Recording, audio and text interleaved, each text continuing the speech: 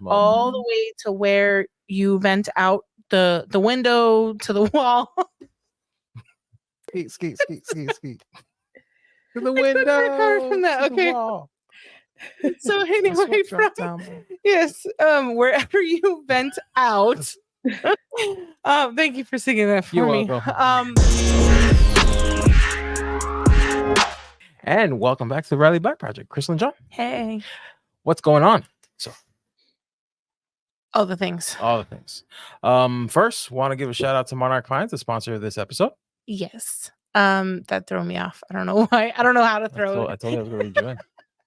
I don't know why I was not expecting. I told it right before the show. I'm going to lead you in. You did, but I didn't. I don't know. I didn't expect it that way. Anyway, thank you, Monarch Pine, for sponsoring our episode.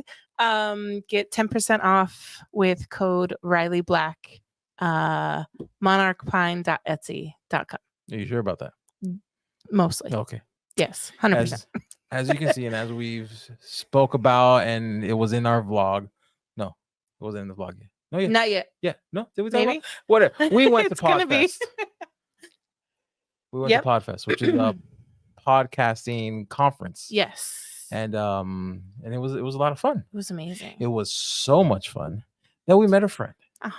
And that friend who was well, not only is it a friend, it was like the only person that knew what a laser was. Oh my goodness. Because you go there, you talk to people. You introduce somebody, and it's literally like the what's your show first about? or second question. It's like, hi, I'm so and so. Yeah. What's your show on? Yeah. And what's your podcast about? No, well, do you have a podcast? Yeah. What's it about? And we was like, it's about laser cutters and engravers and stuff. Oh wow. What are lasers? And right. So no one knew. Finally, it would just so happen because we were at like a mixer for our podcast host. Well, and she doesn't even know this. I was attempting to not be social. You're always attempting not to be social. Not always. Sometimes I surprise you and myself. You did because I came back from the bathroom. We were talking to two of the speakers. She was talking to two of the speakers on my own. On your own. But we were sitting at the table, and I think our guest is actually who started like the conversation was like, oh, like what's your podcast about? And like they like went around they were starting to go around the table. Right. And the guy next to me, like he had two of them and he was sharing his. And then I was like sitting there on my phone, like kind of trying to avoid conversation because I was like, I don't know. I was already like, I wanted to like interact, but I was already kind of like it was a lot from like the day and a half or so that we had already been in. But yeah. And then I told, we'll tell that story. Should I tell it now? I guess. So I said, it's, the Riley Black Project. It's a podcast on laser engravers and cutters. And the three of them, their eyes lit up and they all started laughing and they were excited. And I was like, wait, I was getting hors d'oeuvres when this happened. So I had no idea. Yeah. And I was like, they go, she just got one. And I was like, oh my God. I found my first and only laser friend at the Podfest. Yeah. So she's new to the community. She has a Glowforge, newly into the Glowforge. Yeah, Glowforge Aura. Yeah. Oh, Aura. Yeah, that's right. Glowforge Aura. Every time I think of Glowforge, I think of ours, the one that we get. Right. Well, yeah, because they were the only ones that existed when we got one. Well, no, that model. That model. Oh, yeah. So I always think of that model. Yeah. Anyway, so she's new to the community. Just got a Glowforge. Yes. And I don't think she's quite published her first podcast. Yeah. But we'll ask her that. Taimara, welcome to the show. Thank you so much for having me. I'm so excited to be here. I cannot believe it. now, have you published your first podcast or not yet? It's the trailer and the intro and outro are out, but not the actual first episode yet. Okay, nice. And you've guessed it on one other podcast before. Yes. I did. So this is technically your second full podcast. Yes. But you have no idea. I felt so nervous on my first one, but this one I feel like I am on my element. I feel yes.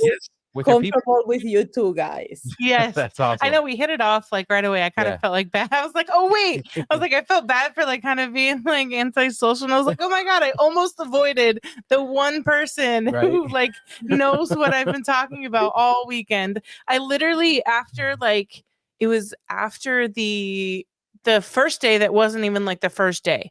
We went to, they called it day one, but like it wasn't, there was like prelim stuff, right? Oh yeah, when we went and to then there was when the we checked in. actual opening session wasn't until Friday. But on Thursday, like there was already a lot of like conversation that I was also again not prepared for, because I thought we were just going to go register and whatever, which I should have known that that's not the case, because listen, if you have business cards, take them everywhere. Yes. Everywhere, because you never we know. had them in the car. We didn't know that they were in the car, but we also just didn't expect to run into anybody. But like you can run in. I've run into people in the bathroom, like especially there, and like you talk about your podcast in the bathroom. Like that one time they caught me in the bathroom, and we took forever after the closing session. I'm like, and we took forever, and you're like, what are you doing in there? I hope she's okay in there. People went in and came back out, and she was still in there. No, it was her fault. I was washing my hands, and then we saw each other, and then we started talking. Yeah, then they came out together. I'm like, oh, yeah, what took so long? Yeah, but so we went on Thursday, and there was so much conversation. Like it's literally like the second you walk in the door, it's just like the other conferences we've been to. Now that's my only comparison that I know, because I didn't go to like you've been to two. conferences. I've only been to one.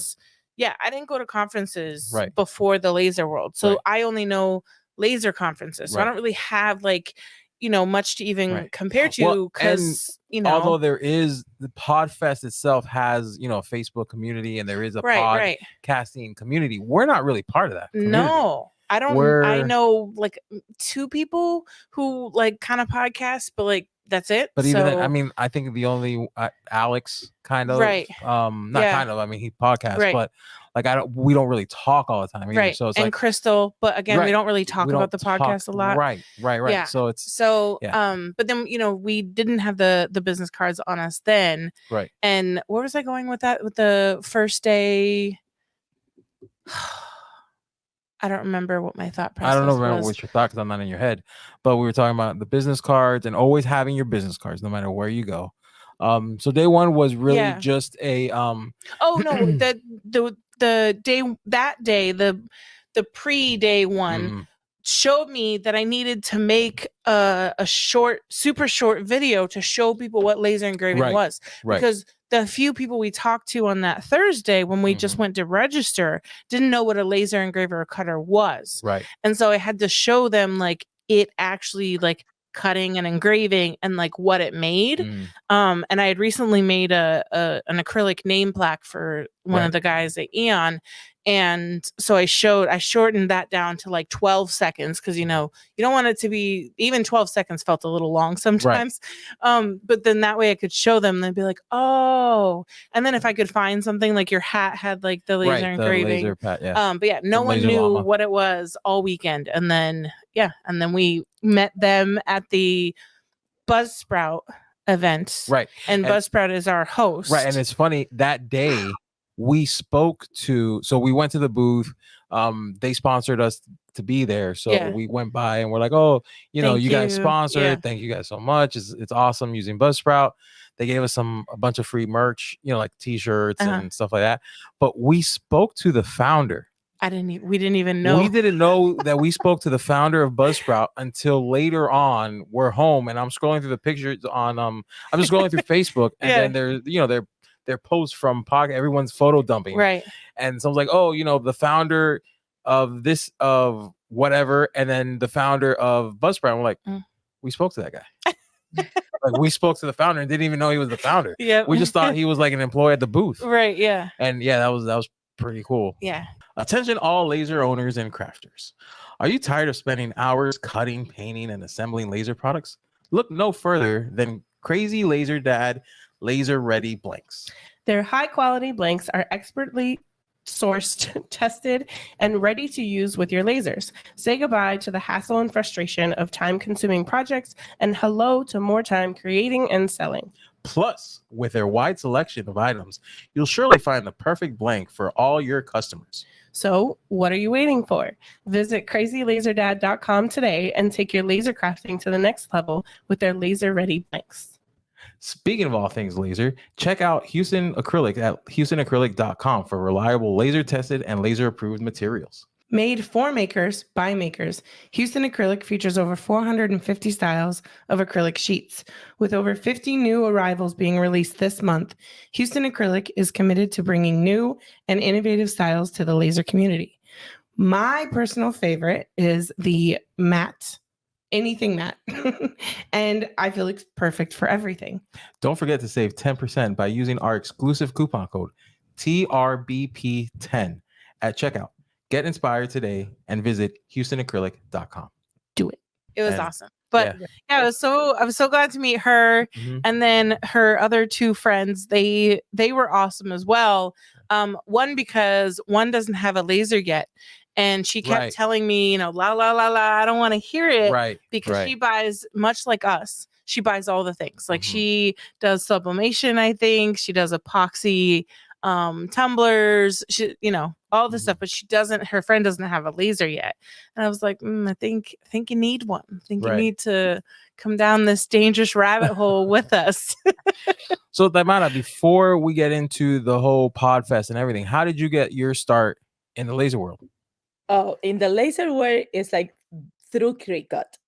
It's like I knew that there was something else out there that could make things faster and like in more details and I love Cricut. It's like Cricut, I love them, that the brand and the machine. But I knew there was something else that has to be like more precise, that I don't have to fight with the paper when it gets stuck on stick on the mat, and that I don't have to like do redo it and be checking. I just knew.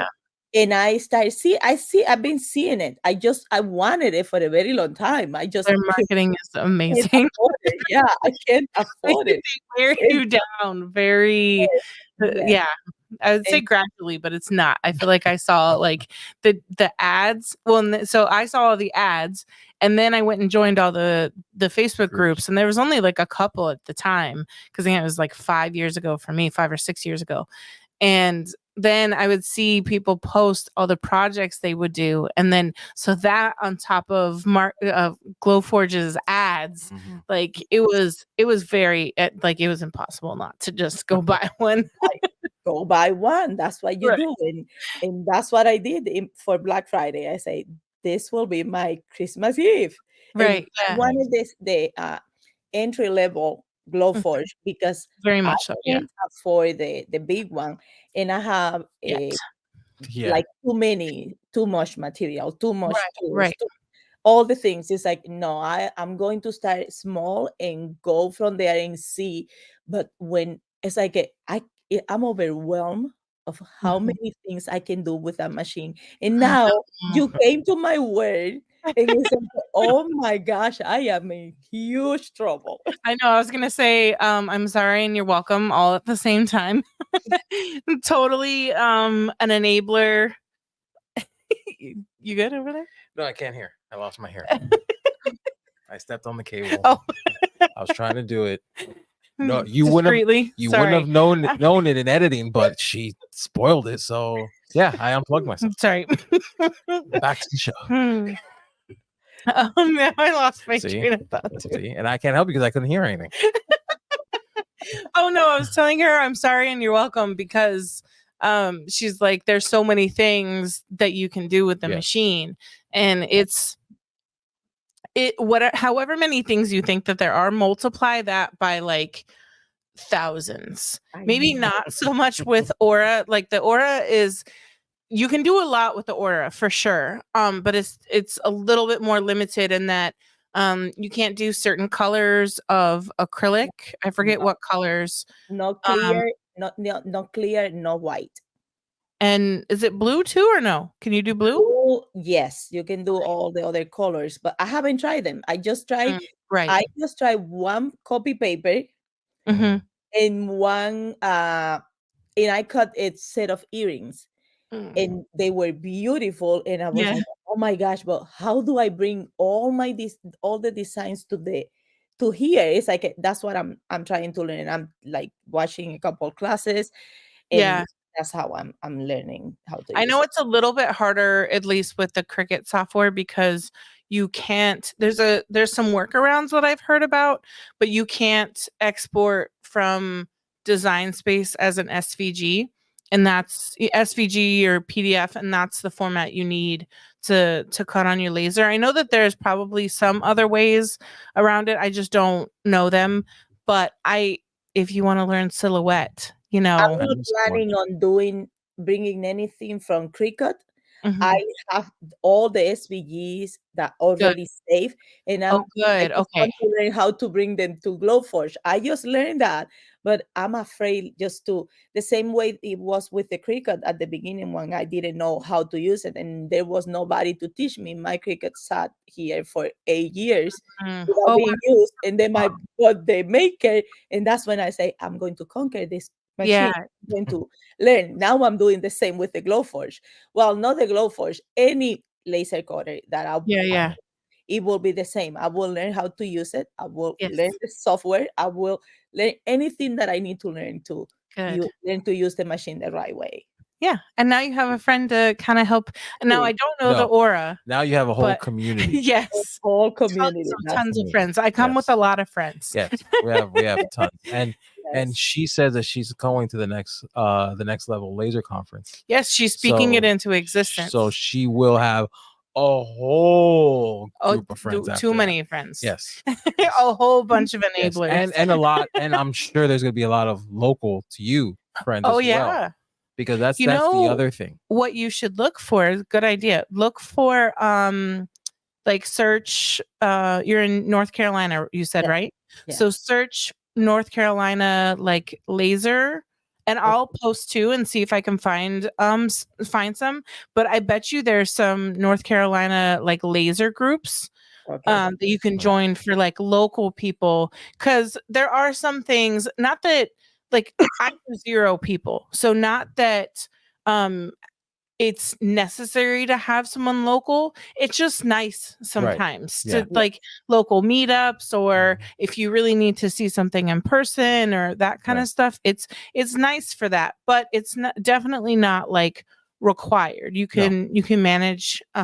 You can make friends from across the country and then later move to each other. Like that's amazing, and yes, I will look into that because I really want to learn how to do it. And I normally taught all you need is the desire to learn, honestly. Exactly. And I always taught myself how to do things. It's like, but when I wanted to learn something the right way, I take classes, I get into groups. Good for you. I get the community. I just go to the community, which is very smart, because honestly, you doing it that way, it eliminates a lot of wasted time. And something we learned in the productivity class was that, I mean, I knew this anyway, but time is money. And so, people always struggle. Like my course is $448 for the top tier. And I understand that that's a lot of money to a lot of people. But what it does is, like, if I think about the hours and hours and hours I wasted searching for just simply trying to find the right term of what I was doing in silhouette, I wasted way more than that if I priced my hours at like $20 to $50 an hour. You know what I mean? I YouTube a lot of stuff for video editing with my software that I use. I couldn't imagine not knowing the terms. I know the terms, so I know what to look for. But I couldn't imagine, like, this is what I want to do. So frustrating. This is what I want to do. Oh, how do I word that on YouTube? Like, how do I search that? Like, I couldn't imagine. I've mentioned it, I think, a few times on the podcast, but I remember, like, way back when I was trying to figure out how to do node editing, but I didn't know it was called node editing. It's just these little dots that, like, you edit and like the silhouette. Exactly. Or like edit your design. And there's a million ways you can edit your design, and it never like got me to like where I needed, and who knows how many videos in I actually found like what I needed. So much so I remember watching someone else's live or training on node editing in Illustrator, and they were adding a name to an ornament, because you have to do like welding and some node editing and that kind of stuff. And and I watched them do it, and I was so excited because the way I did it, which was self-taught, that I didn't, there was not a YouTube that taught me. There was nothing that I saw. I didn't see anyone else do it. It was how I figured out how to do it after like hours of playing around and failing and then succeeding and failing and succeeding. And when I saw them do it the same way in Illustrator, I was like, oh my God, I'm doing it right. I was like, I was so excited and I was so shocked that I was doing it the right way. And I didn't know what the term was. I think I knew by then, but by then I figured out a way for me to do it, so I didn't like look it up anymore, or, it was working for me. But yeah, spending money, if you can find a good course on whatever it is that you want to learn, it will save you so much time, and the money like will be worth it. Like when we talked to her a little bit in the pre-show, and she was talking about how she actually got tickets to go to Podfest, and she got them because of a course that she took it was originally like a mastermind, but then it was also like kind of a podcast spinoff, right? Yeah. Welcome to the revolution in laser engraving. Introducing Lens Digital, the creators of the game-changing Pyburn rotary attachment. With the Pyburn 4.0, you can turn ordinary cups, tumblers, glasses, and more into extraordinary masterpieces. Looking to engrave niche items or want the functionality of a Chuck rotary? Look no further than the Pyburn Grip, Lens Digital's Chuck-style rotary. With a range of different sized jaws, you can easily engrave a wide variety of items.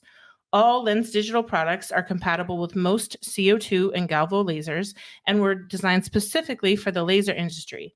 All that, paired with the best-in-class customer support, Lens Digital is your one-stop shop for all of your rotary needs. Transform your laser engraving game with Lens Digital, where makers succeed. Unleash your creativity today. And don't forget, we are proud Lens Digital affiliates as well. If you're shopping, code RileyBlack will take $50 off any order of $600 or more. Hey there, podcast listeners. How great would it feel if this was the year you finally got to escape your 9-to-5 to embrace your lifestyle of creativity and entrepreneurship? Every Wednesday at 12 p.m. Eastern, Eon Laser USA invites you to join the Freedom to Create webinar, where you'll learn how to make this a reality. Join leading laser industry professional and brand ambassador Emily, aka That Mom with a Laser, and Eon Laser USA's sales manager Alicia as they dive into all things Eon. Learn about the advantages of owning an Eon laser and get the scoop on Eon's rewards and partner benefits. Plus, get a glimpse at how everyday people who started out with zero experience paid off their lasers, scaled their businesses, and transformed their lifestyles. So if you're ready for a lifestyle change, head over to eonlaser.us/whyus and sign up for the Freedom to Create webinar today. Thanks for listening. Laser on. Yes, I found this lady one time through my guru teacher, that is Jennifer Maker, that you must know her. And she mentioned this lady, and I like her podcast. It was made to do this, and her name is Kathy Heller, and she offered a program. It's a coaching and mindset, and you are made to do this, made to do what you really love. You're like your gift, and you're not supposed to keep it. You're supposed to show people and teach people and show the way what you do. And I took that program, and I met this whole community. And now we're meeting each other like at Podfest, and some of them have come here to visit me, and they've been my online friend for 3 years. That's awesome. From that group, and it was like a lot of people in that class. It was a big project, a big course, and from there the podcasting people learn how to do podcasting and taught us, and that's how I took the course. And like you say, you mentioned that you prefer to pay and take a class, and that to me that's the true way to do it, because going to YouTube is like, to me, it's a waste of time. And time, like you mentioned it's like wasting time is wasting money. That's not my friends call me a course junkie, because they mention a course and I say I have it, and I have it. That's like, awesome. I take courses because if I will learn with it in like you mentioned it, the same thing.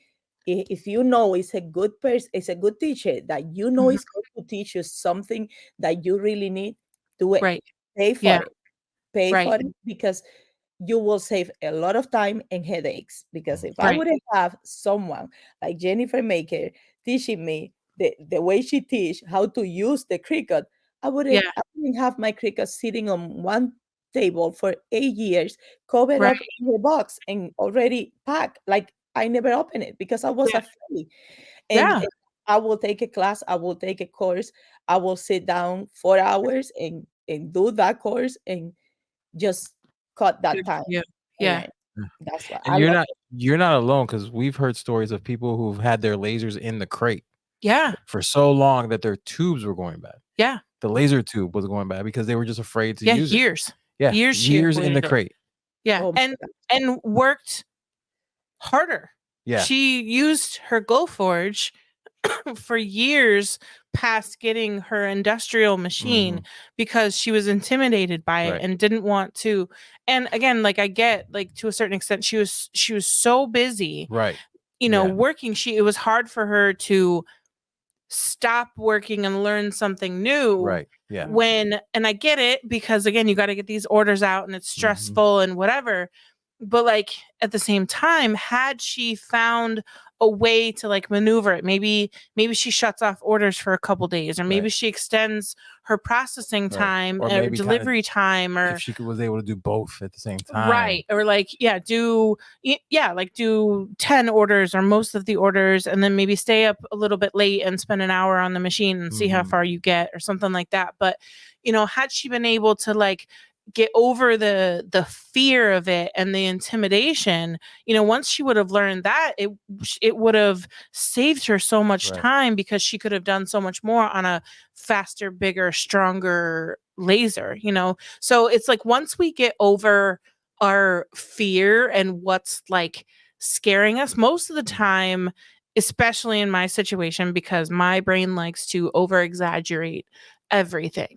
And so my brain is like, oh, that's scary. We're going to break it. We're going to ruin it forever. It's going to take us 6 hours. We're not going to know what to do. Like it overthinks it. And then I just don't even start. And then when I finally like get over it and I'm like, it's not that bad. Let's see how far we can get. And then I'm like, oh, that wasn't too bad.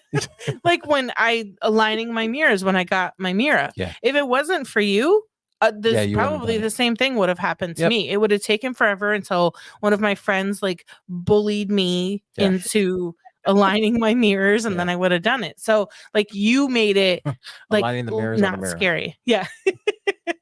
But it's just, and I mean, YouTube can be amazing.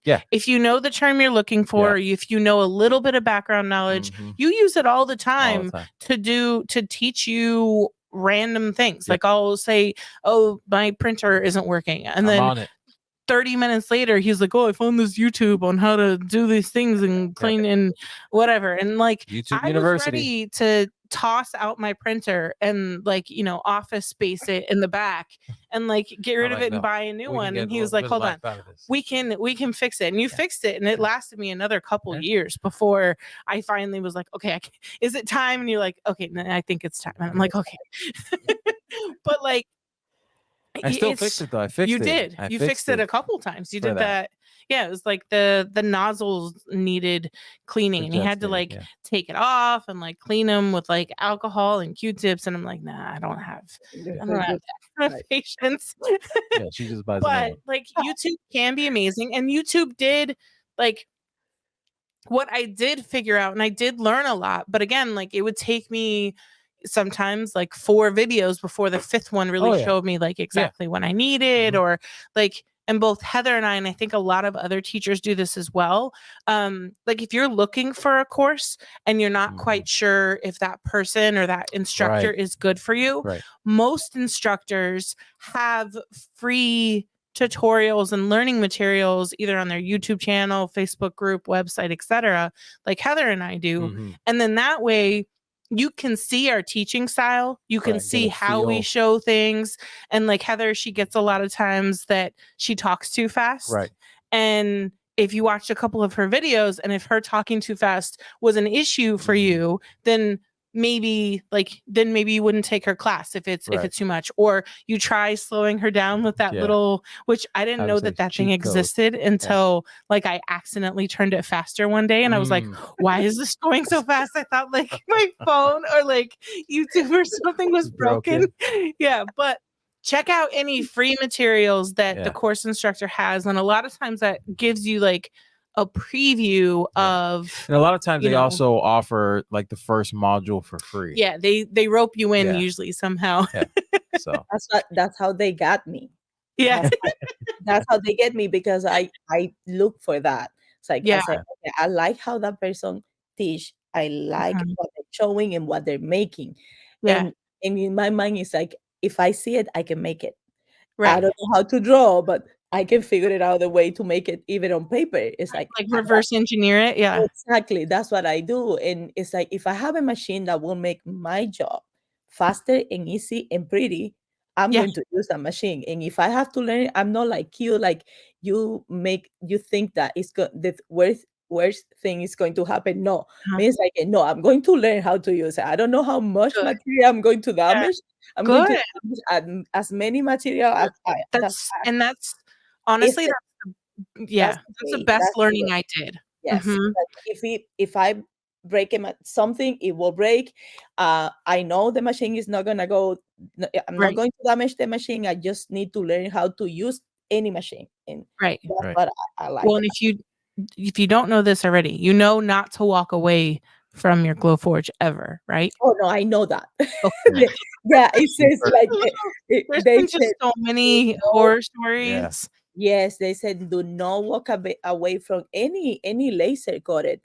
You tell me if it's not like that. You are more. I mean, you're literally walking away from fire. Like, and all of us have done it. I mean, we all get complacent. We all get comfortable. And I would for a while, or I would take calculated risks. Like, you know what I mean? Like there would be like, I would never walk away from it cutting, because that's like, you know, that's if it's gonna start, typically that's how it would start. It's not that it's impossible with engraving either, but it's typically during the cutting process.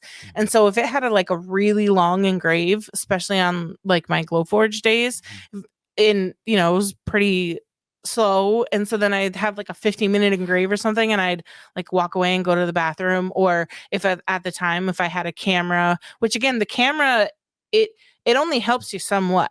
If you have to be watching it, you have to be close by.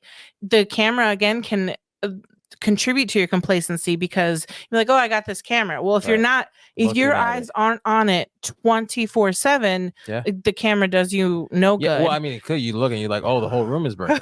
Right, nice. It's black. What's going on? Yeah. So and then I saw, I don't know like which one it was, but I finally got to the point I was like, okay, it's not worth it. And early on in Glowforge days, there was no pause. There was only cancel. Right. So I basically had to like choose to cancel my job. Now, I don't know. I think it was pretty soon after, but pause came because I mean, it's literally like a safety issue. And with pause, there's really no excuse to walk away from it, because it can be the simplest thing. It can, right. Well, I mean, with any machine, like even you pause a Glowforge, you're there for the next day. No, stop it. Don't scare her. She's a newbie Glowforge. I'm a newbie. I'm learning. It's like I'm afraid.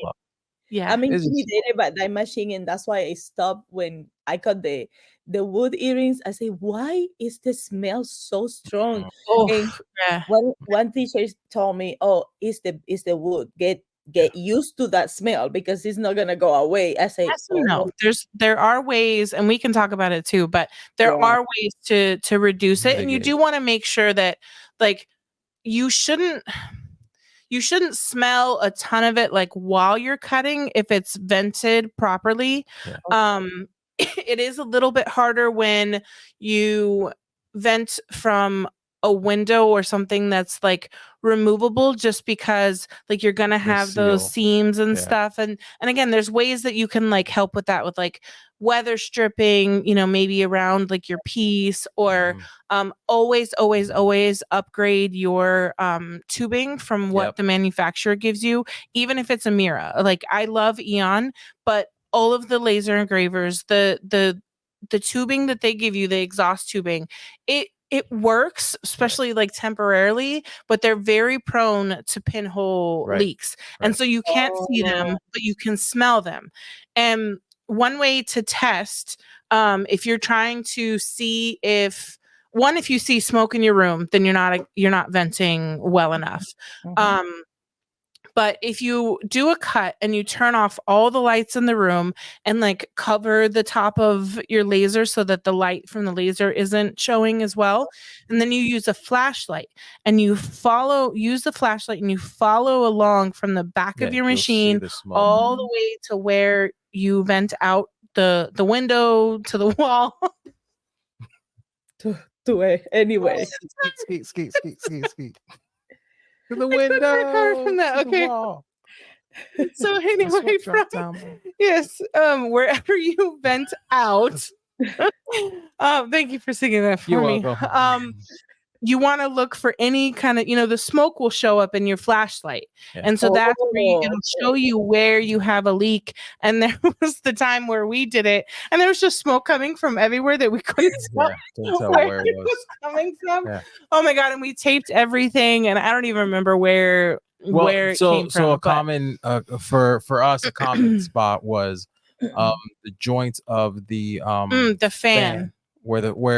So you want to check the first place, if you are experiencing that, the first place you want to check is all the joints, all the where the tube connects to the machine, where the tube connects to the fan if you have a fan, and then where it connects to the end where it's going out, whether it's a window, whether it's a hole in the wall or whatever. See, hole in the wall, not windows to the wall. Those are the common, and then if you can't find anything, then you look through the whole tube to see if there is the pinhole. But yeah, upgrading. Oh, also check like your laser, they all have lids. Check around the lid because sometimes they either if your lid isn't like centered properly, if it's just a tiny bit off, then that can like create like a gap or and then also too, it's not always just the smoke either. I mean, you're opening the machine right after it cut. Right. And that's another thing. Wait, I think they recommend like 10 to 15 seconds after a cut. Oh, yes. Oh, this smell. The thing I see though in the group is that a lot of people, they hear the recommendation, which I was guilty of. They hear the statement or the advice that it's not gonna ever be odorless. And so people deal with a lot of smell thinking, oh, that's just how it is. Yeah. And to a certain extent it is. Yeah. At the same time, you want to make sure that you've done everything you can to lessen that. And that's, checking to make sure that your exhausting is actually, good, using those fans to kind of pull it out a little bit more, waiting a little bit after the cut, even just 10, 15, 20, 30 seconds. I mean, I feel like all of us are just so excited that the cut's over. We open it right away and it's still, or are in a rush because you got a big order. Right. And then also your scraps are going to smell as well. And so like a lot of people will be like, oh, my venting is great. I've checked this, I've checked that, and it still smells. And it's like, well, I mean, if you have scrap acrylic, if you have scrap wood, like there's going to be some smell with those things as well. But yeah, you just want to try and eliminate it. It's good to know. It's very good to know. Thank you for this class. Of course, yeah. Class. And we want to charge class. I love it because I opened the lid. The first thing I did, oh my gosh, I was so excited. And then I was like, okay, but this smell is really strong, and it was good. And I'm very like particular about smell. Sensitive. It stay in the house. Yeah. It does. Well, and I mean, he used to, come home and he'd know pulling up. I would pull up to the house from work at night. And I'm like, oh, she's cutting acrylic. I would smell it from it venting out, and then I walk in and I smell it in the house. Yeah. And it's like, oh, she's cutting. Now I will, and then also too the noise. Yeah. Oh, that's something. That Glowforge is loud. Okay. I don't know how loud the Aura is. I've never heard. I don't think I've heard the Aura running. It's super loud. And now to me, that was another thing. I say, is that the machine, the filter, or what? I don't know. Yeah. And they told me this teacher, she told me it's the filter. No, she said no, it's the machine. It's not the filter, it's the machine. I say, why is so loud? It's too small to be that loud. It was like loud. Yeah, it is. He used to say, so we had the Glowforge Plus, the middle model.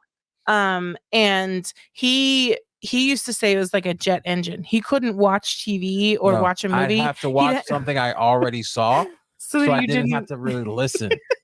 Yeah, and then, it was so bad. Yeah. And then he'd walk in, and I couldn't hear what he was saying unless he was right next to me. Yeah. I also never wore hearing protection, which now in hindsight I probably should have, because it was just such a loud machine hum. Yes. But it was a screech. It was. And then it was so funny because I remember when what do you call it? So we were friends with Emily, and Emily was my first friend that I knew outside of the Glowforge world that had an industrial laser, non-Glowforge. Right.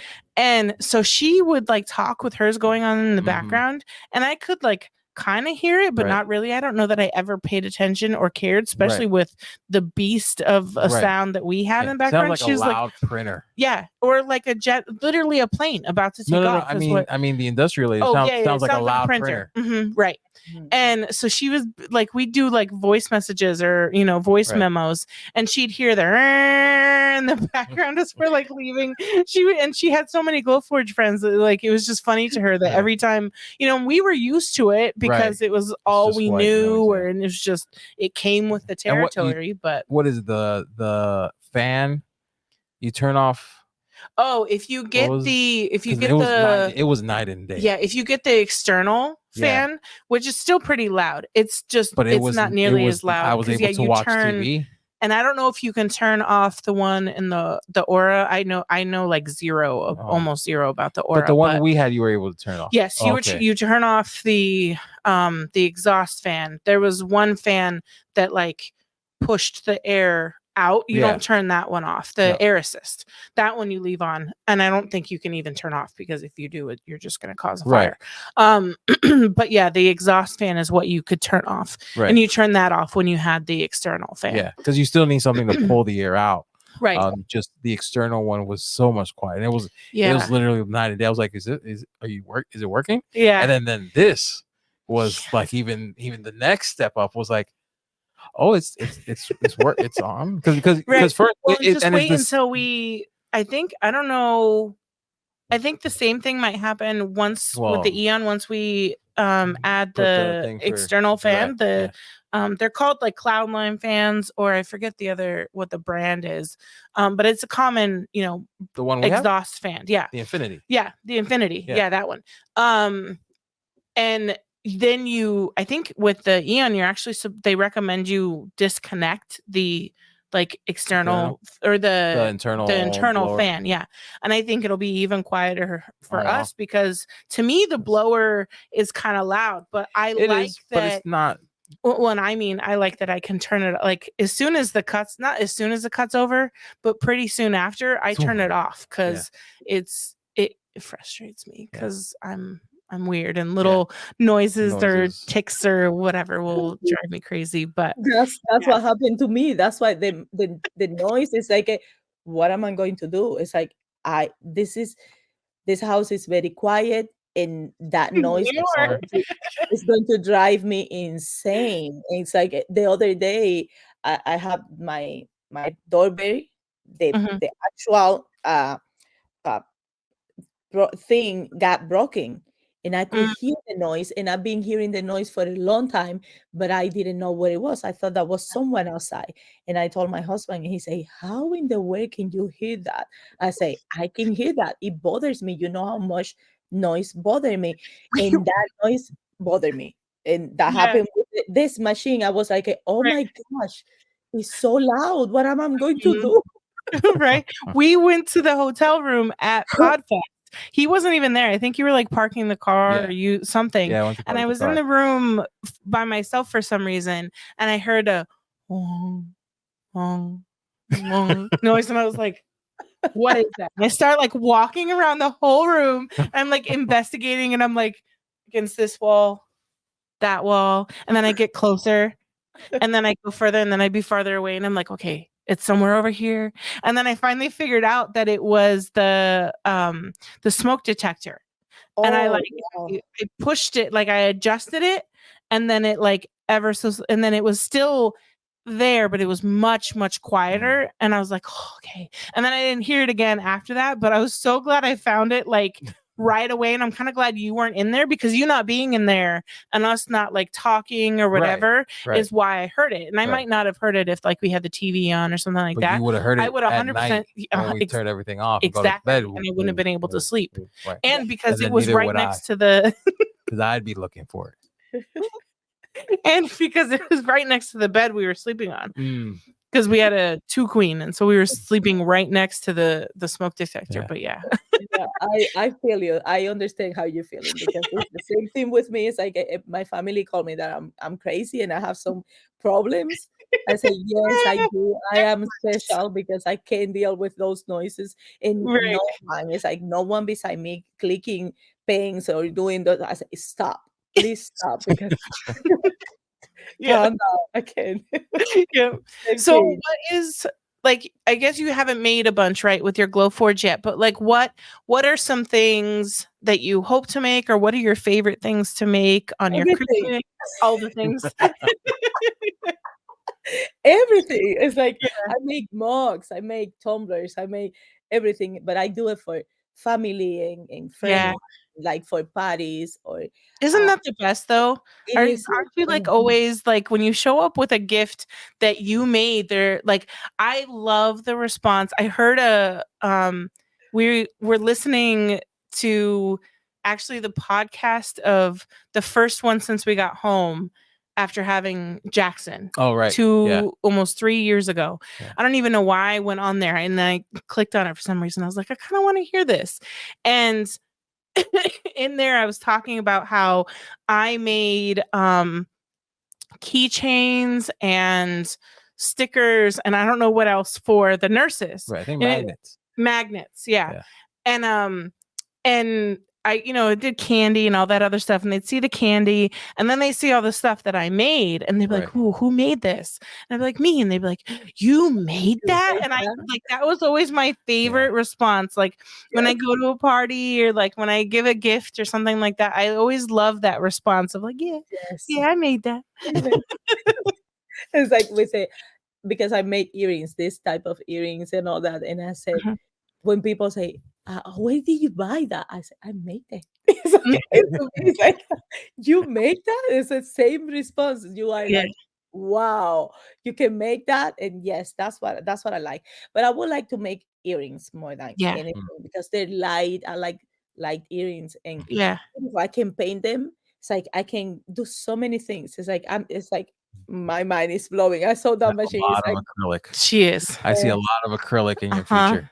Yes. It's like everything is I love paper, and just the way that I saw how that Glowforge aura, that is like just we know the entry level, how it cuts the paper, to me was like oh my gosh, no more ripping, no more fighting, no more peeling, no more weeding. I don't have to weed. It's like, that was the worst. Because I know how painful it is for me to weed. It's like weeding is like a punishment. And now I don't have to do that. And to be able to cut vinyl without having to weed, that's another thing for me. It's like, just make sure it's laser safe vinyl. Yeah. Oh yes. And that's what I need to. Not all vinyl is laser safe. And I want to learn if any brand that is laser safe that I have to make sure that it's laser safe, that it can, if I can use it with my gloves, because I don't know that I need to learn all that. I think it's, I never know how to say it correctly. I think it's Caesar, Sisr. I always used to say sister, sister, I think. But that brand, I think most of their adhesive, the HTV, most of their heat transfer vinyl was laser safe. And I do believe if you go on their website, I think in like the descriptions and the details and stuff, it should say. I have tons of them. Yeah, I think it should say whether it's laser safe or not. Because I mean, listen, if they're smart, they should say that, so that laser owners then are like, oh, cool, I'm gonna go buy some of that because I can use it on my laser. But knowing whether your materials is laser safe is another very important thing. I see it in the groups all the time. And even some influencers do it, and it drives me a little nuts.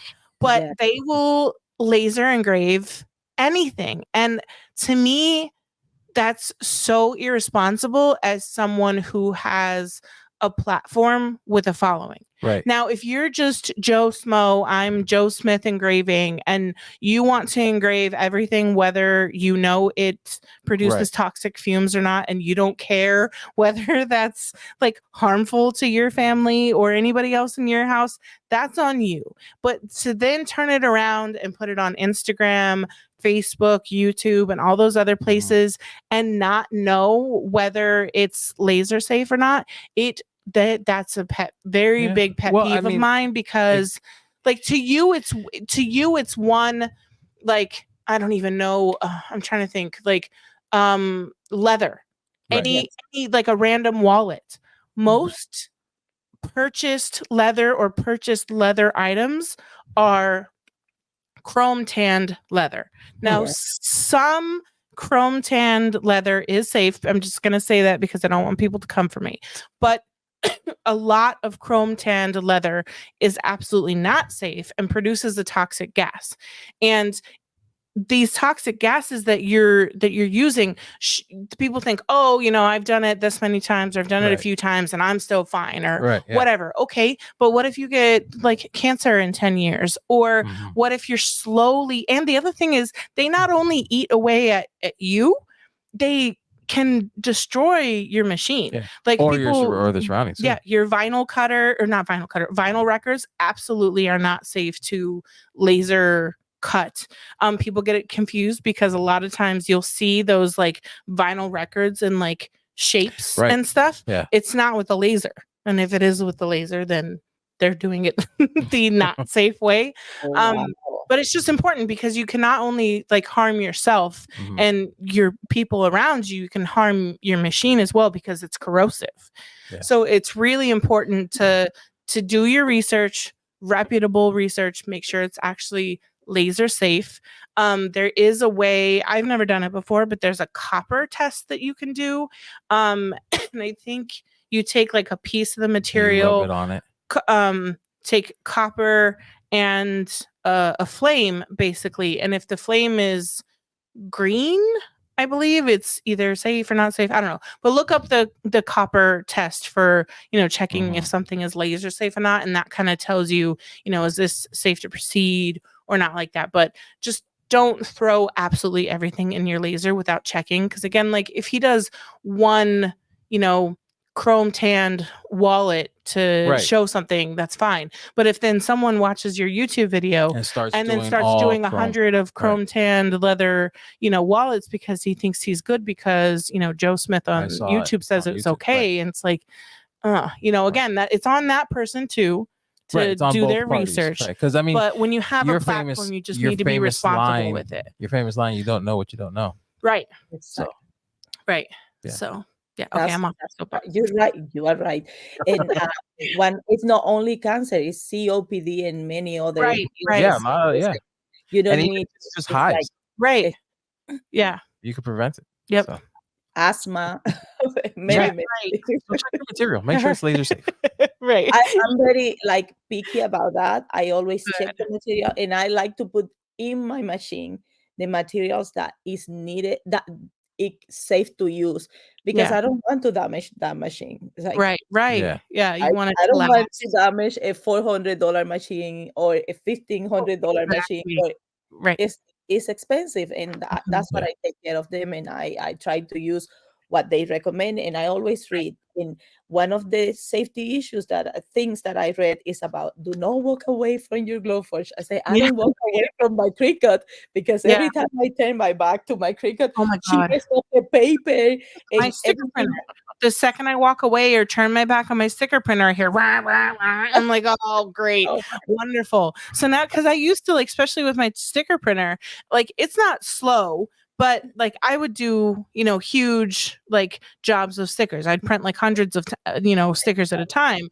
And I usually print them in like kind of smaller chunks and then, go back. And so I'd print like 25 or 50 at a time. But then I'd walk away because my sticker printer is pretty loud. And so it drives me crazy.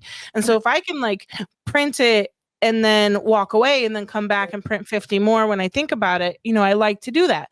Well, I can't do that anymore because now I'm scared that if I walk away, because when it's jammed the last few times, once it jams, like now you have like the tendency to jam like a lot.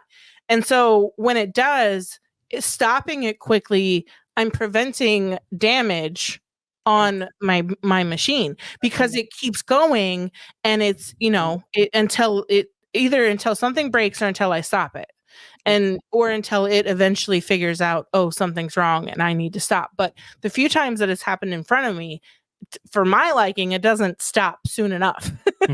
And so now I don't walk away from it because I don't want it to jam and break, while I'm gone. But then it's annoying because I have to sit there and wait for like, all of them to print and then print another batch. And that's not even like a safety issue. It's just the fact that sticker printer cost me $3,000 and I want it to last as long as possible. Exactly. And that's what happened. It's like, I don't even live by myself, like alone. My sublimation printer. It's like, no, I just stay here and I look. It's right there in front of me, and I look. Okay, it's printing right. It's like, yes, it's coming. It's like I'm checking because I don't know, and that's just a sublimation printer. Right. But Yeah. yes, I always check the safety issues and what can happen. Like, because I have dogs. I don't have little kids, but I have dogs, and I'm always checking on that. Is because you never know. Yeah. So what do you right now? This is just kind of like a hobby are you selling anything? I sell custom. If someone asks me, here and there, I do that. But that's my plan, selling. My other plan is to teach in Spanish. And that's why I want, like, everything I know, I wanted to teach to other women's that they can do what I do, and they are so talented, and I can learn from them too, because that's what I like. I keep trying to push my friend Liz to do the same thing because she's also Spanish. And she keeps thinking that there's not a huge market for it. And it may not be, I don't know. I guess I get it to a certain extent. If she doesn't think there's a huge market for it, she doesn't want to put a lot of time and energy into it and then it not like return, especially if you did like a Spanish course or something like that and like 2 people buy it, then you'd feel like, oh, okay, maybe it might feel like time wasted. But maybe if she doesn't do a course until she tests, like YouTube and does some free, free stuff on YouTube in Spanish. But we always tell her, like, almost like a Kickstarter. Like test it out, test the waters, see. Yes, totally, because there is a market for that. And I can only imagine, like, it's hard enough for me, English speaking and finding, what I need on YouTube. I can only imagine, especially if you live here, how difficult that might be to find the resources. And I mean, you speak English great, but at the same time, if you could take the course in Spanish, you'd probably prefer that because it's your first language. I try to take it in English always because I don't like how that person that does it in Spanish do it. It could be. But if I like the person, how that person is teaching, I will take it in Spanish. But the other thing is, like, what happened to me is what I see is like they get intimidated It happens to me not in English only, in both languages, because I have the machine, but how do I use it if I don't know the language, if I don't know English and I only know Spanish and there's no enough I can only imagine. Like, this is too complicated, I just not going to do it. No, I want to teach, and that's what I wanted to start with YouTube. I do workshop, that's what I do, and I belong, and it took me 20 years to decide, hey, yes, I can teach this because I know enough that I can show someone else to do it. And I always do like car classes here and there to friends. They say, you have to teach this. Why you don't teach that? You have to teach, like, create something, a little class just for beginners. And that's what I'm doing it now with a group of Hispanic women. And yes, your friends is right. There's not there's not a big market, but they don't know. When you show them, they are like, oh, you probably changed their whole world. I mean, it's like you said, maybe the impact or maybe the market isn't as great, but your impact is even larger, because if and when they find you, again, they're not only maybe potentially struggling with this machine because they're intimidated, they're struggling because they also don't know the language or the materials, or can they read the manual, or if there is a manual in their language, is it translated properly? Because let's be real, all of us have tried to read a manual that was translated into English and not translated properly, and you're like, huh? And to me, I am by profession, I am an interpreter and a translator. When I see, it's like, oh my gosh, that's wrong. How can I make this simple? And because of my own experience, when I got my Cricut Maker, the first one that came out, I wanted to make it a cake topper for my daughters. I love doing cake toppers. 18 years, and I use vinyl. I didn't know that I need transfer vinyl to remove the transfer tape. Yes, to remove the vinyl, the transfer tape, to remove the vinyl and put it on my cardstock. That it was like a piece of chipboard, and it was a big banner. It was a big happy birthday, happy fabulous 18. I will never remember. I have it here to show everybody that this is what I did, because I didn't know, because I didn't have anybody to show me. If I have someone that can show me, this is the easy way to do it, show me. I pay you. I will be you're going to show me how to do that way. And that's the thing. And with the Hispanic community, there's so much talent. It's like, oh my gosh. I'm like, I wish I can do all that you do. And they can put it on the Glowforge. They can design their own thing. They can paint, they can draw, they can do millions things that you just don't know, that there's some machines that they can do that and more. And they don't know. If they, like you just said, you don't know what you don't know. And if that's the route that I'm looking for, just to I can sell, and I used to do back in the days with my jewelry and all that stuff, and my cars, or my car making. I love to make cars, and I used to sell at some fairs and stuff. Fairs, and not fairs. It was more like this, like Christmas. Markets and markets, like the little markets, like like shows, and I used to do that in festival and all that stuff. And now they're asking me again, why you don't make your things and put in go to, and I get all the calls. Taimara, do you want to participate? I say, no, I don't have anything to. Yes, you do. Make some and then put orders, and you can make them for them later. And that's what I'm planning. Good.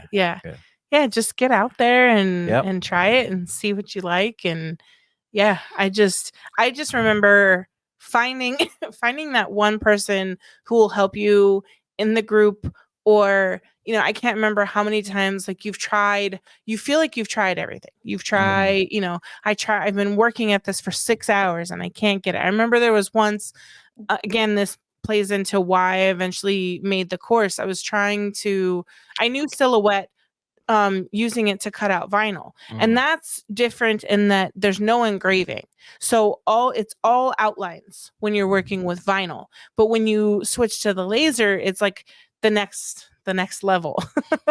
And so with engraving and stuff, you have to, like, it's important, like, you have to subtract things instead of just making it a compound path, which before, like, something that I teach in the course that I struggled with, and I spent, I think, days on this, and I can't tell you how many times I would try and engrave it and it wouldn't work because I kept making it a compound path, because on my screen, it in silhouette, it looked right, but the second I would take it into Glowforge, it didn't, and I couldn't figure out why, because on my screen, you know, it looked fine in silhouette. Right. And I remember I posted in the group and I was like, why isn't this working? And I showed them like the two screens and I'm like, what's going on here?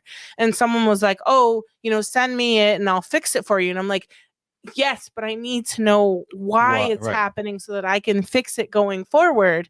And, you know, they did end up fixing it for me. And so a lot of times, like when I try to help somebody, if I have the time, I will have you send me whatever you're struggling with, because it's easier for me to show you, like, instead of typing out like a, you know, 2-page thing in a Facebook comment to try and explain what I'm doing, which sometimes it works depending on what it is. But I'll have them send it to me, I'll do it, and then I'll video my screen as I'm doing it and send it to them, because it's like, what is the saying? Like, you can take them to water, but you can't make them drink. Like you I think it's, this one would be more, if you give a man a fish, he'll eat for a day. Right. If you teach him how to fish. Exactly. Yes. And so that's like a huge part. And like, and I just remember when someone finally told me like what I was doing wrong. And I all I needed to do was subtract that text out for a reverse engrave instead of making it a compound path. And that was it. It was one simple thing, but it stumped me for days. I was so frustrated. I was going to throw away the whole design that I wasted all that time and materials. And I was engraving it on like solid cedar. So like, it was expensive, and like I really wanted to like give this as a gift, and I couldn't get in. I remember like when someone finally like helped me and I was like, thank you. Like I could have cried, and I might have cried, I don't remember because it was so long ago, but like just finding that person who takes the time to help you when you're stuck on those things, it's huge. So those relationships, especially, you know, when it's like a language that isn't like the most common language in the country, I'm excited for you, and I'm still gonna tell my friend that she needs to do it as well. And even if it's just free materials as she has time, like if you're recording a tutorial, record it twice. That may be annoying, but record it in English and record it in Spanish and see what happens. And maybe you don't make a ton of money, but maybe you make someone's day, and you're the reason they don't like just toss their laser in the corner and never touch it again because they're so frustrated. Because listen, you know me, when I get frustrated, it's so bad. There goes that. There goes that idea. Yeah, when I get frustrated, it's hard for me to.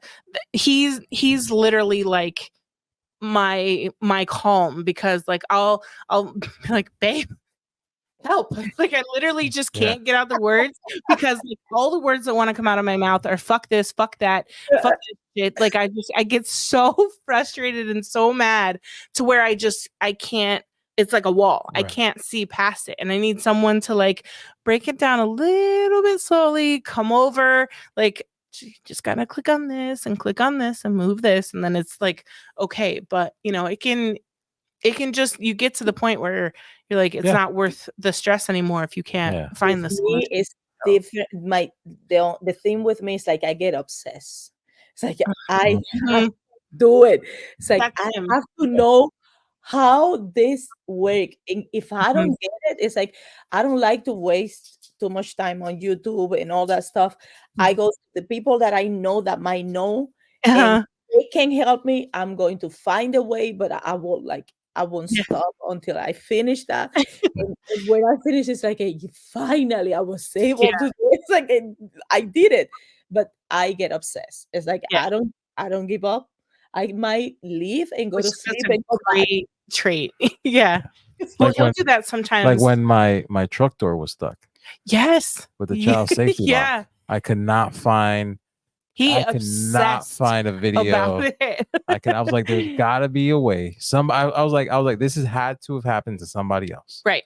And we're at the time where when something happens, it's not the first time. Well, if you go look for it and you don't find it and you figure it out, oh, it's time to go to bed. Oh yeah. So one alarm resolution, I guess we'd call it, or like, I don't know, goal for the year is to get to bed. It's to get to bed at a decent time. And so we start these alarms at 10:30 so that like now it's like, okay, you don't have to go to bed right now, but you got to start thinking about it, wrapping it up. I do the same thing. I have a 10:30 one.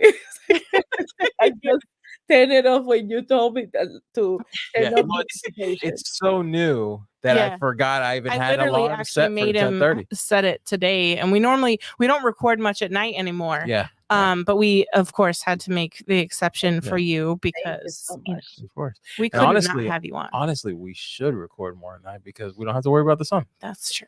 But yeah.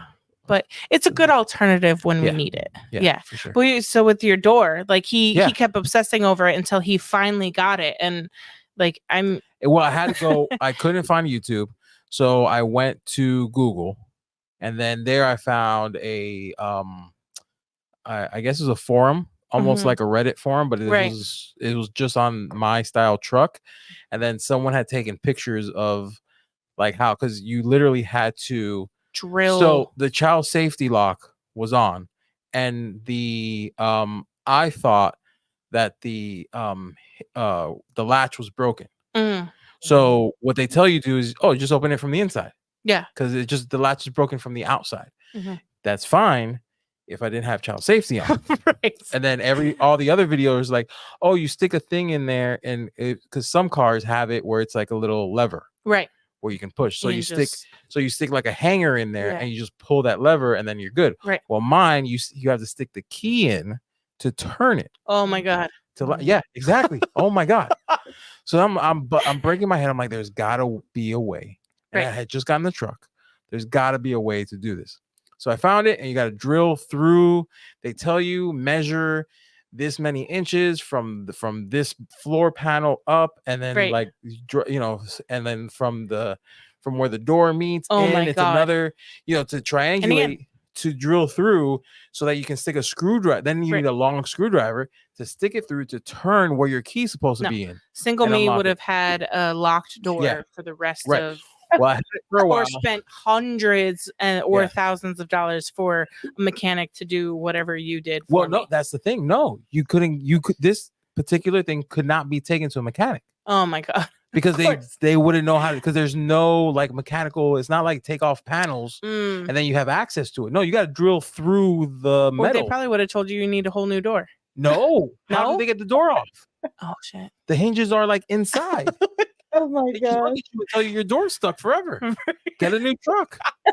Oh my God! They'd be like, "This is 14 years old. This is your sign to trade it in." Right. And I'm like, "No." So I drilled a hole, put a screwdriver in, unlocked, door open. You should have seen my face when I finally figured it out.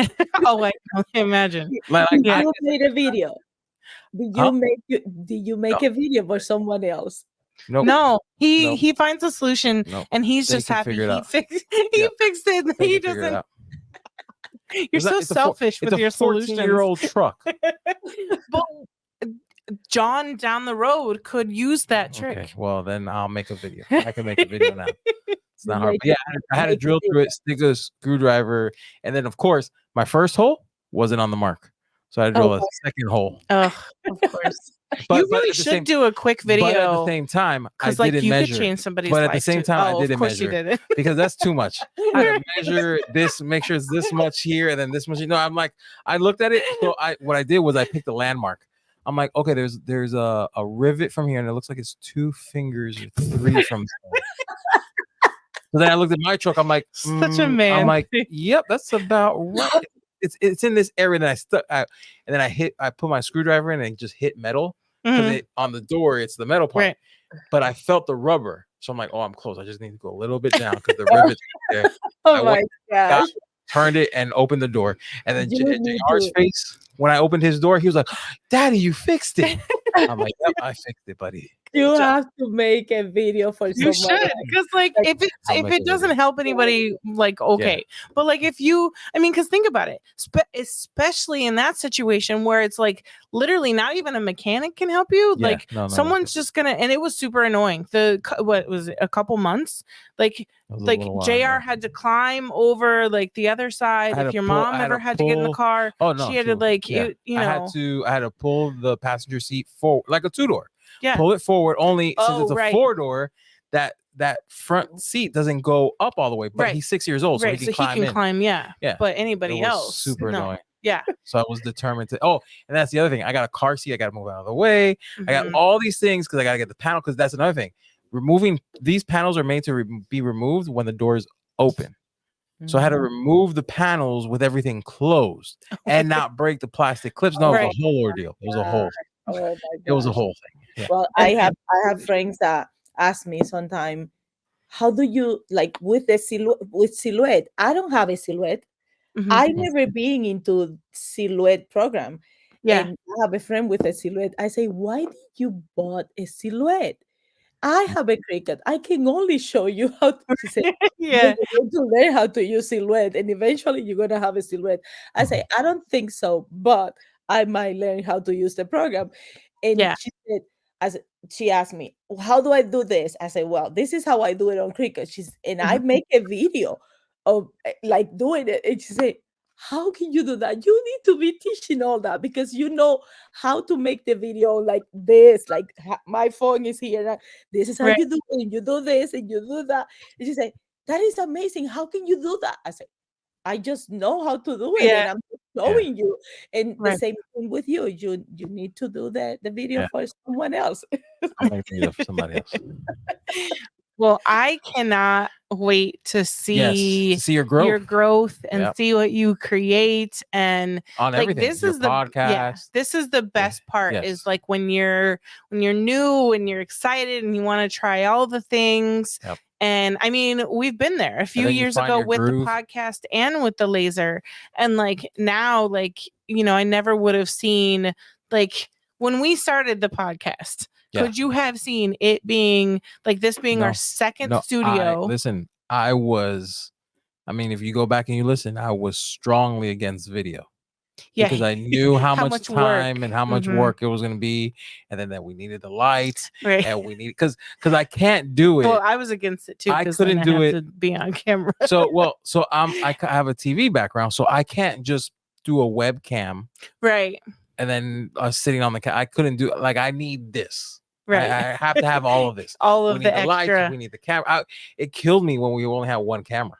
Right. It was killing me because like and then people didn't even know. Right. They're like, wait, you only have one camera, but you have the different angles. I'm like, yeah, it's editing and this and that, but it's so it would be so much better if we had all the cameras. Now we have the cameras, we got the lights, the studio. Little by little, we added like more things. So yes, I didn't see us doing this. I thought we were just going to be an audio only. Yeah. And then I remember when Heather came over and we did one in video. Right. And I saw that and I saw how it looked and I was like, uh-oh, we're in trouble, because this is what it looks like when you go to like Joe Rogan's, Tom Segura, when you go to their podcast, and these are like huge podcasts, and you go to like their first ones, it's like that in like a little office and a little, there's no decor, everything's like why it's like just random blank walls. Just they put an office, they have office chairs and office table and they put a camera and a microphone, microphones, and that's how it is. I'm like, oh, this looks a lot like that. This is gonna be like our first video podcast. This is gonna escalate into a lot more. Yeah.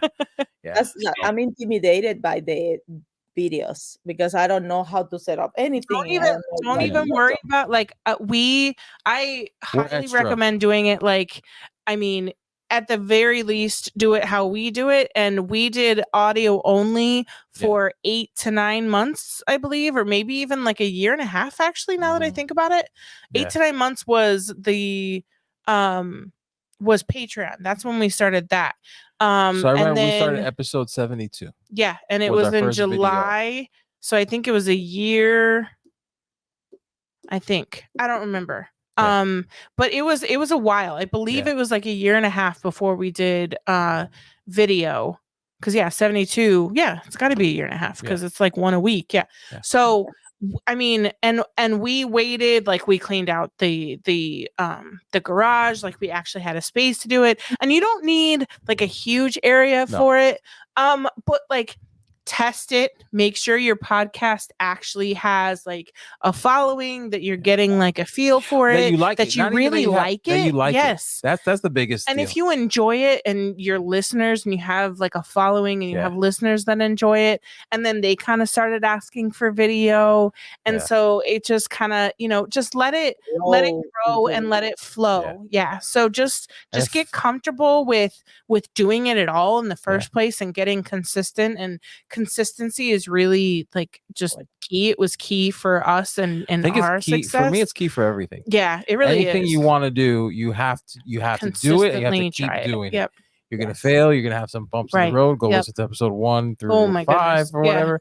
You'll see we sounded different. It was, you know, maybe we were only in your left ear, we weren't in your right ear. Right, that did happen one time. So I mean, there's a lot of growing pains, but consistency. You gotta just keep doing it. Don't. Luckily, we did your have listeners hear that too. Depending on your topic, you know, when they start with you, they don't. We heard it at Podfest that your listeners don't expect perfect audio, especially in the beginning. So you don't have to go out there and spend as much money as we did on our Rode mics eventually, and you know, you don't need all that fancy equipment right away. I have this Samsung Q2U. That's all I have. Well, I have a Yeti that it picks everything in this room that is too big. Sometimes some of the fancy ones aren't aren't like necessarily the greatest tool for what you're doing. And again, you figure that out by trying stuff out. And sometimes it works and sometimes it doesn't. But yeah, I just can't wait. Our first mics were hard for you to get because you didn't talk into it like this. You had to talk into like the side of it. The side. So she always wanted to talk into it like that. So I knew for our next mics, I had to find something that was directional. That she would speak into. Right. Instead of speaking like this on the podcast where you could barely hear, now she speaks something. And at first I had to tell her a little closer. Why are you attacking me? I'm just saying that's how it works. That's why I took a course. That's why. Smart. That's why I took a course, because I thought that mic that was $100 and I couldn't even listen. Like I said, how do I use this? And it's because this is the correct mic, because this is the mic that we are supposed to be using instead of the one that pick everything. And I have a street here and another here. It's like some cars are gonna go through, and I don't want to. This is a big room. I'm not going to soundproof. Right. This is my crafting. I can't soundproof my crafting. Right. No, exactly. Sure. Yeah. I mean, believe it or not, these are not sound panels. No, they are not. They're just those cute. are just for show. They're just cool. That does nothing for sound. Yeah. No, and we're in a huge garage. I mean, so they like with a garage door. There's like we don't have any sound dampening stuff really at all. I mean, we have the curtains down, but we didn't have them. No, we didn't have them before. Yeah. And that's what my teacher told me. Take the stress away from you. You are in a craft room, and people know that your podcast is going to be about crafting. That's right. Right. No, you can don't care. be talking and turn on the machine that they get used to. That sometimes you're going to be printing, you're going to be cutting, you're going to be doing all the machines at the same time that they know. There are ways to get rid of that without having this guy can help you. Once we stop, I'll tell you the software. It's a free software. Especially for audio. It's no brainer. It cuts out all the hums out of the. That's one thing that I learned at podcast at Podfest with the Cast Magic. That program, I can put anything. It's like an AI generator, and I put everything, and that's what blew my mind, because it will save me time on the transcript, because I'm doing the transcript in English and Spanish. My podcast will be in Spanish, but it will have English transcript for people to read it. Nice. And that will save time that I don't have to be. Yeah, that's a lot of time. I translated myself. Right. And when that thing, I say, I need all the shortcuts. Right. Yeah. to simplify Well, I everything. can't wait to do A follow the up. follow up and see where you're at in 6 months or a year or whatever. And text me anytime, and I'll also tell you 1,000,001 Facebook groups that you can follow and get all the help. So she is in the Riley Black Community podcast in the Facebook group. So if you guys are in there and you're near the North Carolina area, I'll tag her when the episode comes out, so that if you resonate with anything, she said you'll know where to find her, or just say hi. And that way, in case she needs help for something, she has another resource.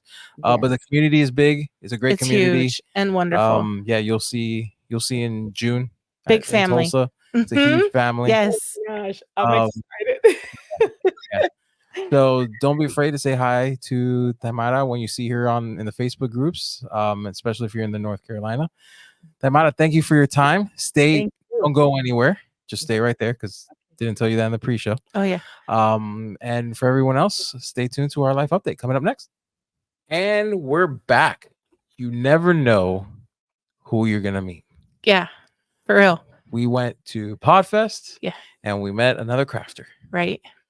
Yeah, and an awesome one. She's so fun. Yeah. She's so easy to talk to. Like, I mean, as you know, we talked about it in the podcast. Like, I talked to her in the bathroom for forever. Anytime I caught her in the hall, all of a sudden we were talking for 30 minutes easily. It was like we had to like kind of like separate from each other, because it's like we could talk for forever. Because it just it's when you find your people, you find your people. Especially somewhere where you're not, where you didn't think you were gonna find them. Oh, she just texted me. And it just, I mean, and it's so hard because I found out that I'm a ambivert. Yes. And because there's introvert and extrovert, and then there's ambivert on the table. And both me and another lady who was at the table, she was like, "What's that?" And I was like, "I have no idea." And she's like, "I have to look it up." And I was glad she did, because I was curious, but not curious enough in the moment to look it up.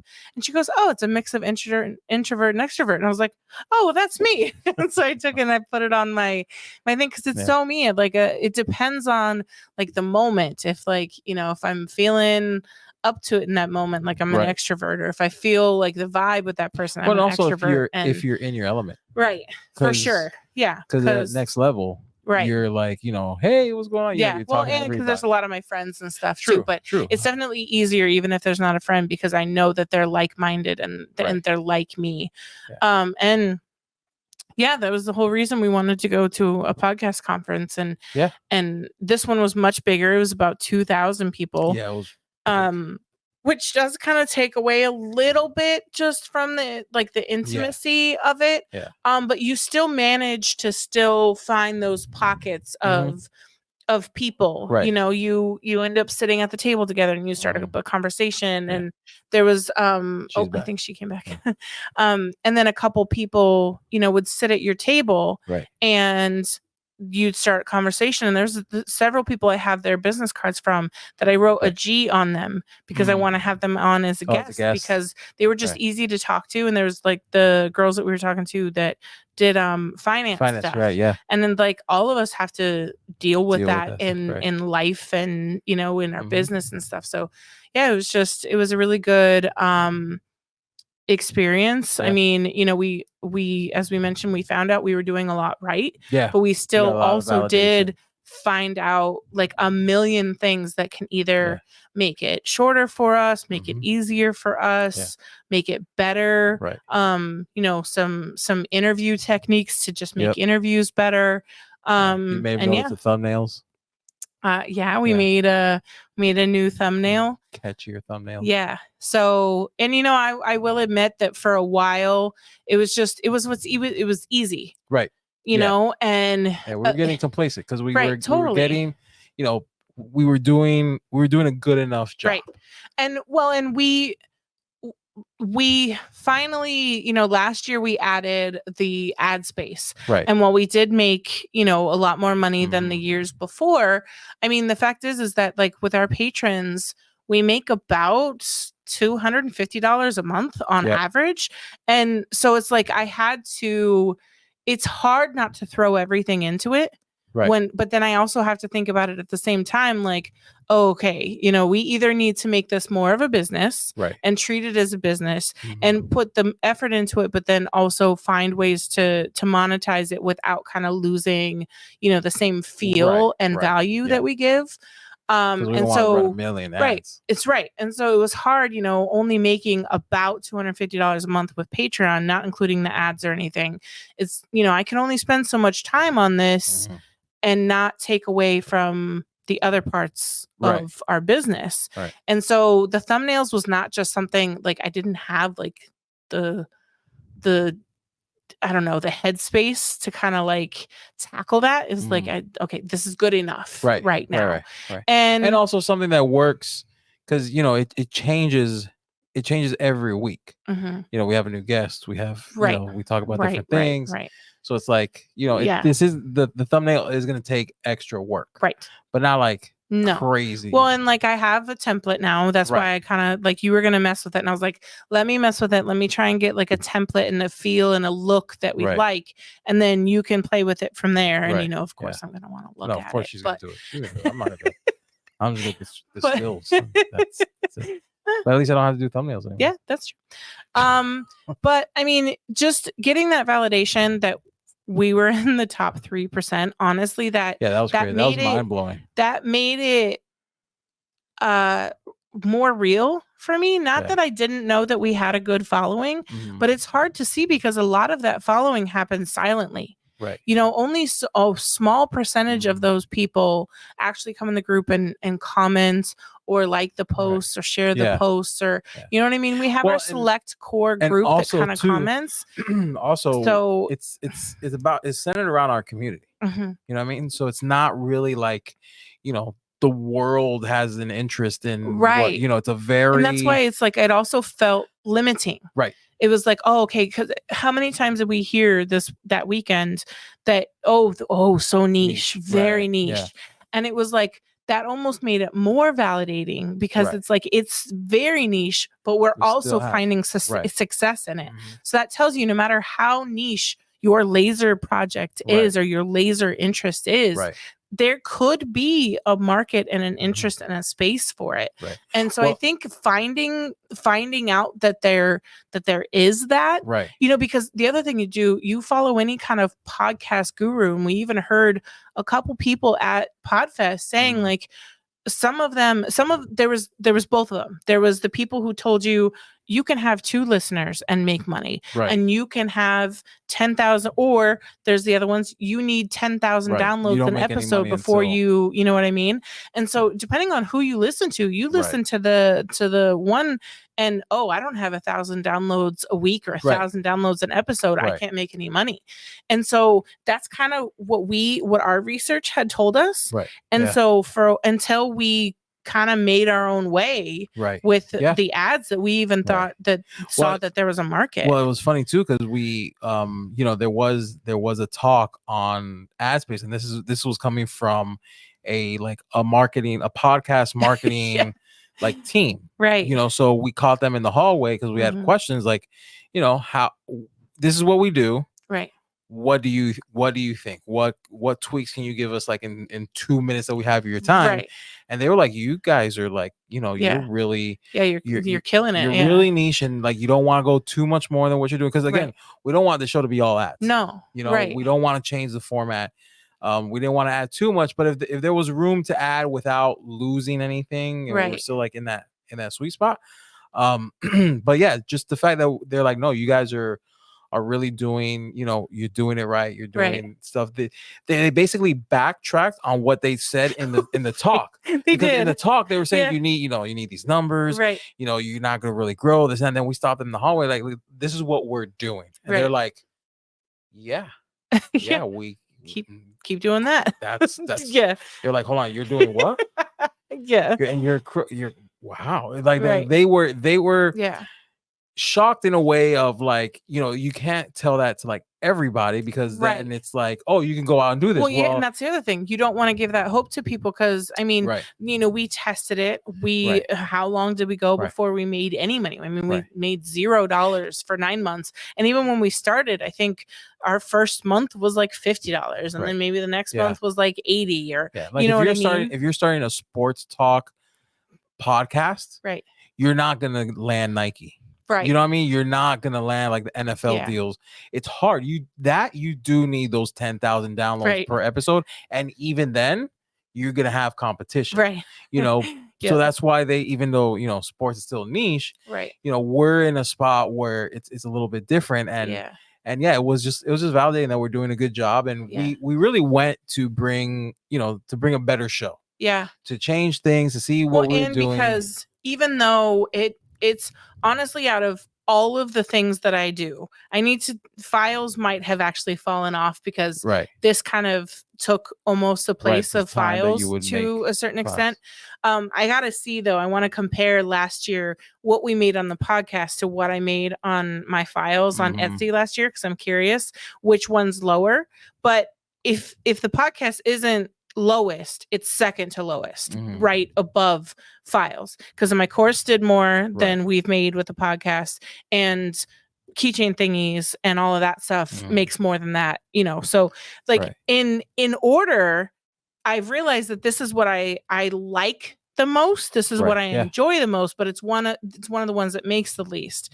And so that's been a struggle too, in like finding, you know, how much time and energy do I put in it, but then realizing that this is what we enjoy doing. And we knew we knew we were doing well. I guess we just didn't really realize how well we were doing. And knowing that just motivated me even more to just make it that much better.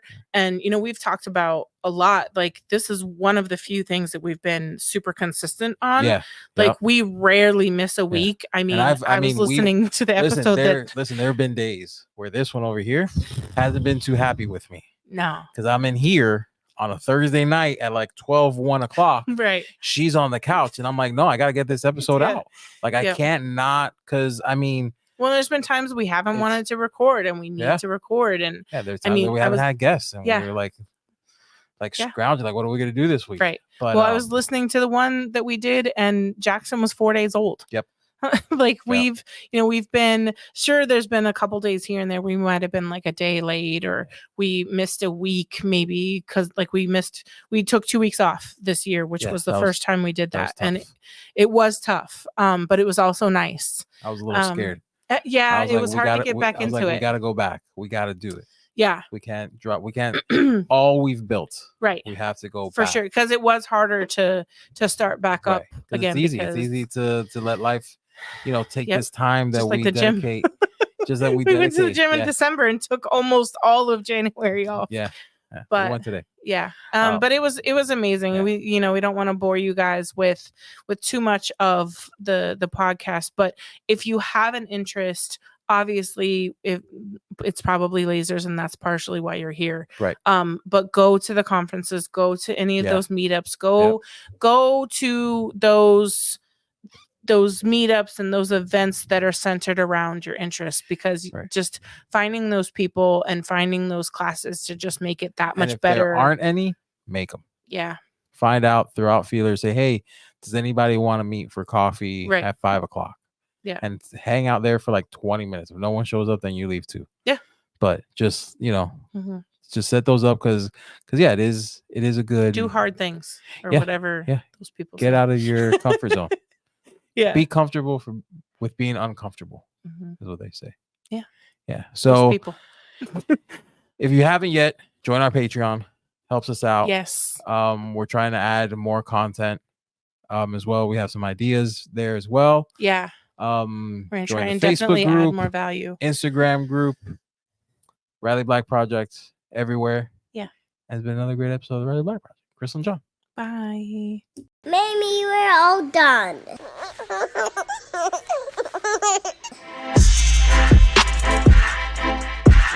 Are you tired of endlessly joining jump rings? There's gotta be an easier way.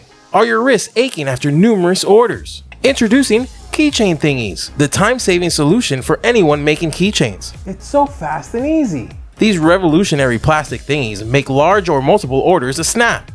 So easy, even a child can do it. That was so easy. So what are you waiting for? Go to keychainthingies.com and order now. Keychain thingies will change your life. However, they should not be used to cure any medical ailments, repair broken relationships, or help lose weight. Do not use keychain thingies unless you want to save time and aggravation.